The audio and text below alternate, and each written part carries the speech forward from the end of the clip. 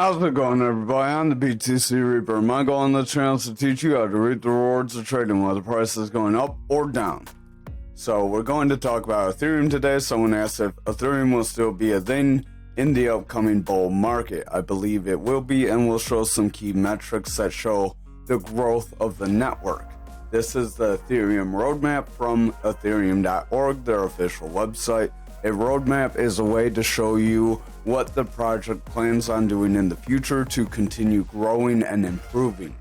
So if a project isn't going to grow and improve, it becomes stagnant, and then any issues it has won't be resolved, and it's like using old software. You tend to move to the new software. If the old software is not working for you, you find something that will. So people that don't have a roadmap, their projects aren't going to last too long, or if the roadmap's not very clear. So things on the roadmap, they want to make cheaper transactions. This is very important because, as you know, gas fees can get pretty high, and it can be pretty expensive to move around your Ethereum. That's why some people try to move other coins like Algorand or something that has a very low network fee, and then they'll swap that into Ethereum into their wallet or some sort of strategy like that. They also want to make the network more secure and stronger, so we can read more of all these. They're going to do a few other things, better user experience, so they want to improve smart contracts. So we can click on one of these. We'll start with the cheaper transactions. That's the one everyone's going to be more interested.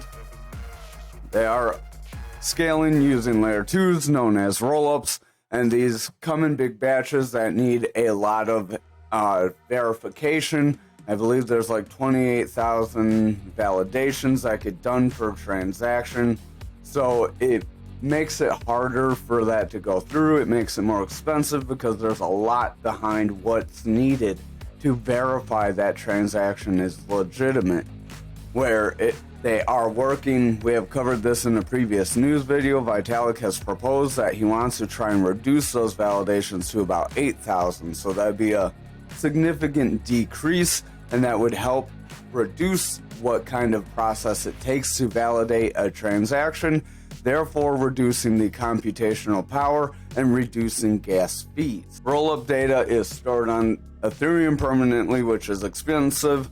Over 90% of the transaction costs users pay to rollups due to the data storage. So they want to use dank sharding.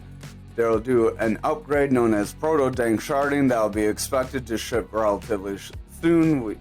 I believe we've seen that already. I don't know why, but dank sharding is supposed to help reduce this, kind of like I've talked about.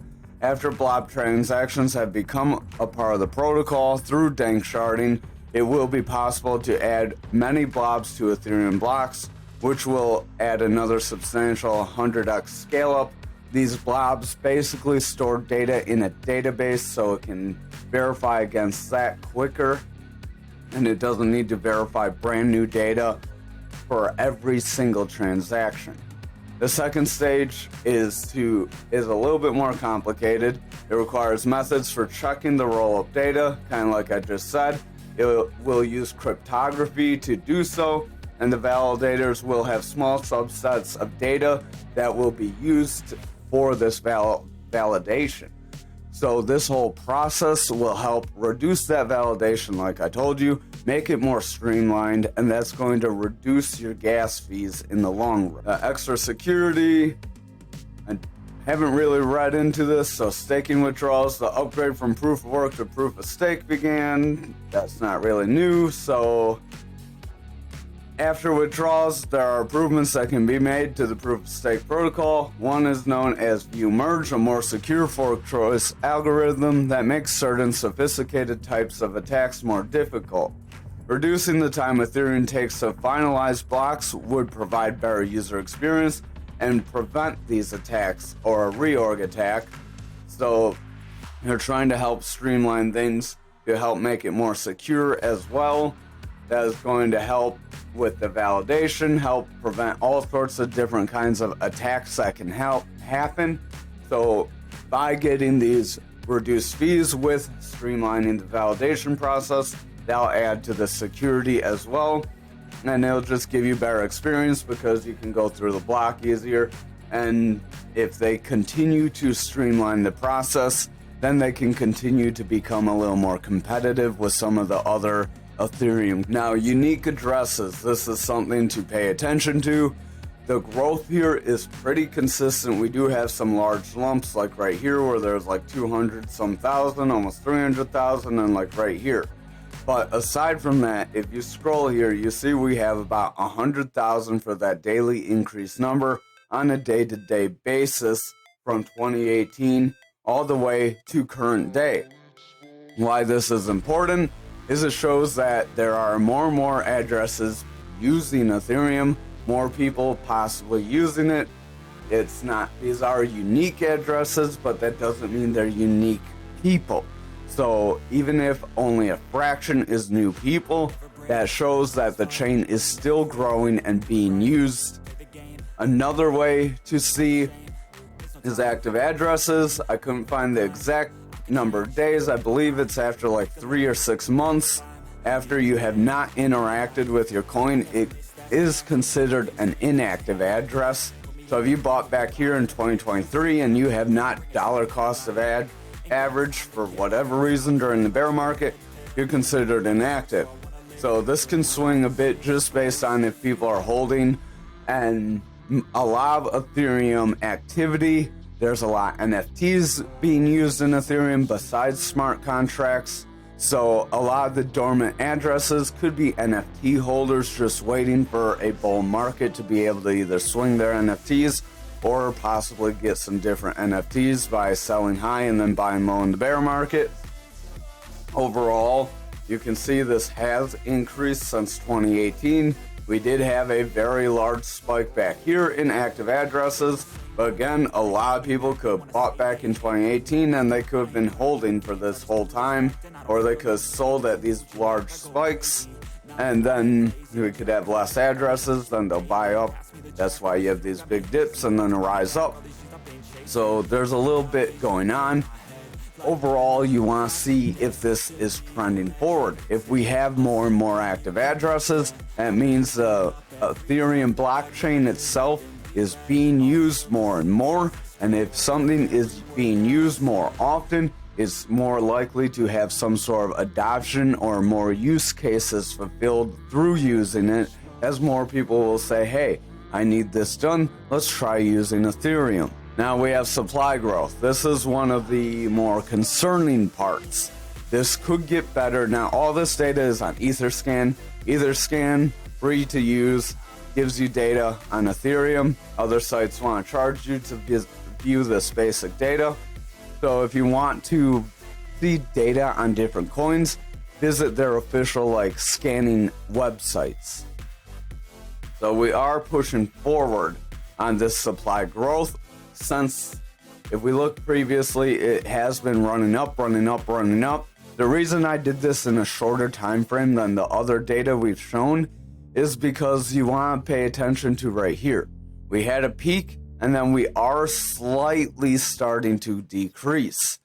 Once gas fees start increasing, if we do not see supply increasing, and then that helps decrease the amount of Ethereum through tokens being burned more than they are being created or minted, then we could possibly see this start to slow down. If the supply growth starts to decrease, that will be very attractive for Ethereum holders, because that will make your Ethereum worth more, because everything is based on supply and demand. If I have 2 apples and there's 1 million apples in the world, I can't charge you $5 for an apple. If there's 2 apples and that's it in the world, well, now you're going to pay whatever price I tell you to pay. So supply and demand makes a big effect on the price of something. So if supply starts to decrease and activity is increasing, then there's more demand than supply at some point, and then price will have a positive reaction for investors at that point. Now, daily transactions. This is also something you want to see increasing overall. Now, 2023, we had a bear market, it decreased. Back here, bear market, decrease, bear market, decrease. So bear markets, you're going to see decrease. Don't get freaked out. But when you start seeing an increase that is very positive, that could show a run up, just watch out for a dead cat bounce. So price could end up dropping. Right here we got a run up, and then we drop back down and lost some activity. We retrace those lows, so that could be what we're seeing here right now with Bitcoin's price action, but who knows. Overall, this does mean we are seeing daily transactions increase. Even throughout the bear market, they stayed pretty consistent. This is around 1 million transactions, so not a small amount of transactions. That is pretty good, especially considering that Ethereum isn't mainstream yet.